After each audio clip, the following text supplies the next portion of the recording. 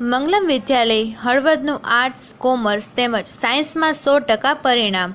આજ રોજ ગુજરાત રાજ્યમાં ધોરણ 12 વિજ્ઞાન પ્રવાહ તેમજ સામાન્ય પ્રવાહનું પરિણામ જાહેર થયું, જેમાં હળવદ શહેરની મંગલમ વિદ્યાલયના મેળિયા અંકિત ગુજરાતમાં તૃતીય તેમજ હળવદ તાલુકામાં બી ગ્રુપમાં પ્રથમ નંબર પ્રાપ્ત કર્યો હતો. સાથે સાથે હળવદ તાલુકામાં પ્રથમ રહેવાની હેટ્રિક મંગલમ વિદ્યાલય મારી હતી. આજના પરિણામમાં આર્ટ્સ, કોમર્સ તેમજ સાયન્સ પ્રવાહમાં 100% પરિણામ આપતી એકમાત્ર સંસ્થા એટલે મંગલમ વિદ્યાલય. વધુમાં મેનેજિંગ ડિરેક્ટર અશોકભાઈએ જણાવ્યું હતું કે વિદ્યાર્થીઓ અને શિક્ષકોની મહેનતથી આ પરિણામ અમે હાંસિલ કરી શક્યા છીએ. મેળિયા અંકિત કેશુભાઈ. ધોરણ 10 સુધી હું સરકારી શાળામાં ભણ્યો હતો અને ધોરણ 11 અને 12 સાયન્સ મેં મંગલમમાં કરેલ છે.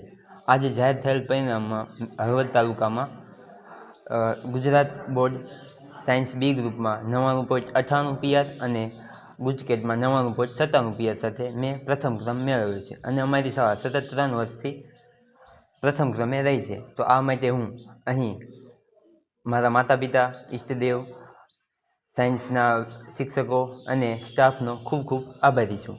અહીંયા સમયાંતરે જે પેપર લેવાતા હતા, અહીંયાનું મેનેજમેન્ટ જે હતું તે ખૂબ સરસ હતું, જેના કારણે મારું આટલું સારું પરિણામ આવ્યું છે. મારું સપનું MBBSમાં એડમિશન લઈ ડૉક્ટર બનવાનું છે અને જે મારા માતા પિતાએ હતું એ પ્રમાણે હું એ સપનું પૂરું કરવા માટે દિવસ રાત મહેનત કરીશ. શું કહેશો સાહેબ આજના પરિણામથી? આજે ગુજરાત બોર્ડ સામાન્ય પ્રવાહ અને વિજ્ઞાન પ્રવાહનું જે પરિણામ જાહેર થયું તેમાં હળવદ કેન્દ્રનું ખૂબ સારું પરિણામ છે.